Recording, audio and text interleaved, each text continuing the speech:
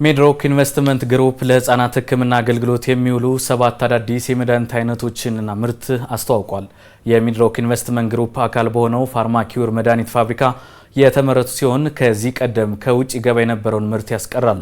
ተጨማሪ መረጃውን ሊያደርሰን ባልደረባችን አንዱዓለም ተስፋዬ በቀጥታ መስመራችን ላይ ይገኛል። አንዱዓለም እንደምን ውለሃል? መረጃዎችን መቀጠል ትችላለህ።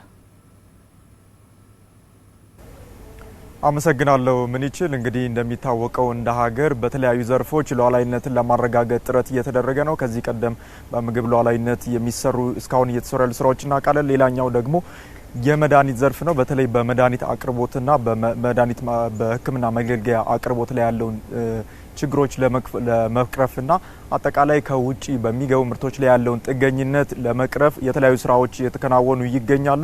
እንግዲህ እነዚህ አይነት ስራዎች ሀገርን ከጥገኝነት የሚያላቅቁና ሉዓላዊነትን ለማረጋገጥ የሚረዱ እንዲሁም ደግሞ በተለያዩ አጋጣሚዎች ከሚመጡ አደጋዎችና በተለይ ደግሞ እንደ ኮቪድ አይነት አደጋዎች ሲመጡ በራስ አቅም ራስን ለመቻልና የምርት አቅርቦትን ለማረጋገጥ የሚረዱ ናቸው። ዛሬ ሚድሮክ ኢንቨስትመንት ግሩፕም ይህንን ጥረት የሚያግዝ 7 አዳዲስ የህፃናት አይዲ ፍሉዶች ወይም እኛ በተለምዶ ግሉኮስ የምንላቸውን ነው ያስተዋወቀው። እነዚህ ምርቶች እንግዲህ በተለይ በህፃናት ህክምና አገልግሎት ውስጥ ከፍተኛ ሚና የሚጫወቱ ናቸው። ከዚህ ቀደም ለህፃናት የሚውሉ አይዲ ፍሉዶች በተለይ ከአዋቂዎች የሚቀናነሱና ለህፃናት ተብለው ለመመጠን ብዙ ጥረት የሚደረግባቸው ብዙ ችግሮችም ያሉባቸው ናቸው። እንግዲህ ይህንን የሚያስቀርና በሀገር ውስጥ እውቀትና አቅም የተመረተ 7 አይነት አይዲ ፍሉዶች በዛሬው ዕለት በሚድሮክ ስር በሚገኘው በፋርማኪውር መድኃኒት ፋብሪካ አማካኝነት ለገበያ ይፋ መደረጋቸው ተገልጿል።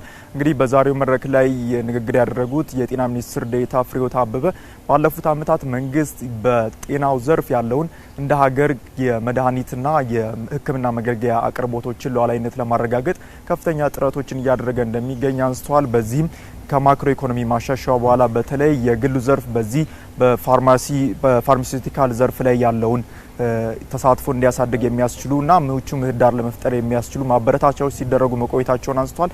ይህም ኢትዮጵያ እንደ ሀገር የመድኃኒት ሉዓላዊነቷን ለማረጋገጥ የምትሰራቸውን ስራዎች በእጅጉ እያገዘ እንደሚገኝ አንስተዋል። ከዚህ ከ2 እና 3 ዓመታት በፊት ለአዋቂዎች ይሰጥ የነበረው የአይቪ ፍሉድ ወይም ደግሞ እኛ ግሉኮስ የምንላቸው ማለት ነው ከውጭ ሀገር ነበር የሚገቡት። ከዛ ከ2 ዓመት በፊት ግን ይህንን ሙሉ ለሙሉ በማስቀረት በሀገር ውስጥ ምርት እንዲተኩ ማድረግ ተችሏል። ዛሬ ደግሞ የህፃናት አይቪ ፍሉድን በሀገር ውስጥ ምርት መተካት የሚያስችሉ አዳዲስ የህፃናት አይቪ ፍሉዶች ምርት በይፋ መጀመሩ ለሀገራችን የጤና ዘርፍ ትልቅ ስኬት እንደሆነ አንስተዋል።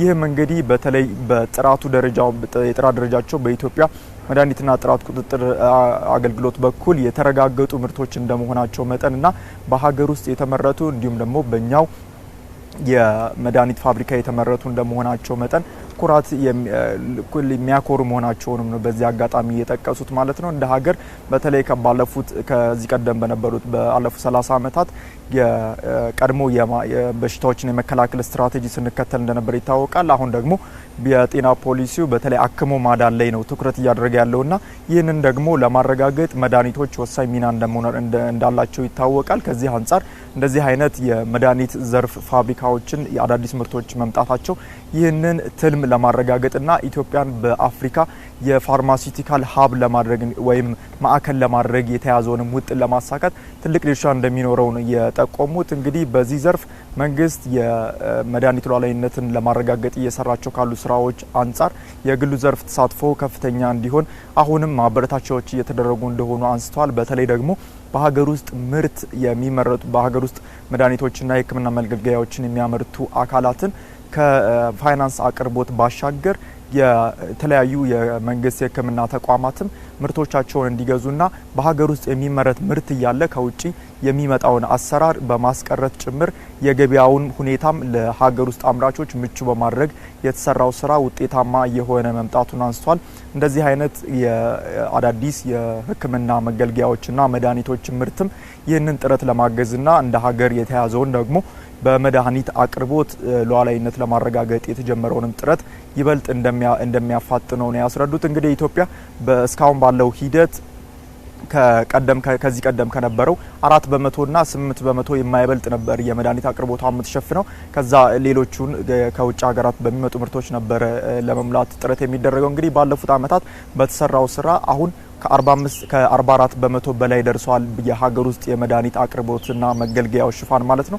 ይህንን እንግዲህ በቀጣይ 5 ዓመታት ደግሞ ሙሉ ለሙሉ በሀገር ውስጥ የመድኃኒት አቅርቦቶች ራሷን የቻለች ሀገር ለመፍጠር እየተሰራ እንደሚገኝ ይታወቃል። ይህንን ግብ ለማሳካትም እንደዚህ አይነት የሀገር ውስጥ የሚመረቱ ምርቶችና በሀገር ውስጥ ባለሀብቶች እንዲሁም ደግሞ በግሉ ዘርፍ የሚታየው መነቃቃትም ጥሩ ውጤት ለማምጣት እንደሚያስችል ነው የተጠቆመው። እንግዲህ እነዚህ ምርቶች በሀገር ውስጥ ለሁሉም የመድኃኒት አቅርቦት ለሚያስፈልጋቸው አካላት በተመጣጣኝ ዋጋ በሀገር ውስጥ ለማቅረብና እንዲሁም አቅርቦቱም ደግሞ አስተማማኝ በሆነ መንገድ እንደሚሰራጭ በዛሬው መድረክ ተነስቷል ማለት ነው።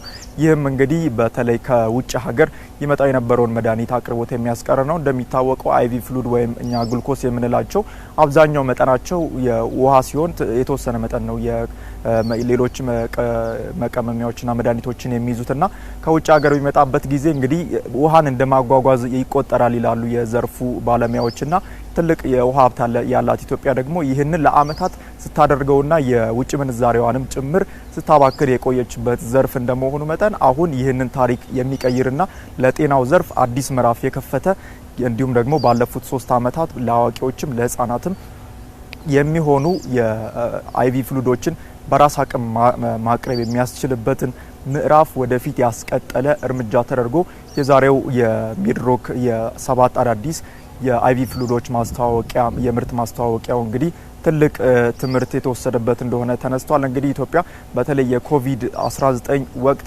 ያስተማራት አንደኛው ትምህርት በውጭ ሀገራት ላይ በተለይ ከመድኃኒት አንጻር በውጭ ሀገራት ላይ የሚደረግ ጥገኝነት ምን ያህል እንደ ሀገር ጉዳት እንደሚያደርስና ከ120 ሚሊዮን በላይ ህዝብ ያላትን ሀገር በውጪ እጅ ጥገኛ እንድትሆን እንዳደረጋት የኮቪድ-19 ወቅት ትልቅ ትምህርት እንደሰጠን ይታወሳል። እንግዲህ ያንን ታሪክ ለመቀየርና በአጠቃላይ በሀገር ውስጥ በሀገራችን እውቀት በሀገር ውስጥ ተመርተው የሚቀርቡ ምርቶችን በአስተማማኝ መልኩ ለማረጋገጥ እየተሰራ ያለው ስራ ወደ ቀጣይ ምዕራፍ እየተሸጋገረ መሆኑን የሚያሳይ እንደሆነ የዛሬው የ7 አዳዲስ የአይቪ ፍሉዶች ማስተዋወቂያ መድረክ አንዱ ማሳያ ተደርጎ ሊወሰድ ይችላል ማለት ነው። ለአሁን ያለኝ መረጃ ይህንን ይመስላል። አመሰግናለሁ። ባልደረባችን አንዱ አለም ተስፋዬ ለመረጃ አመሰግናለሁ። ባለበት መልካም ጊዜ ይሁንልህ።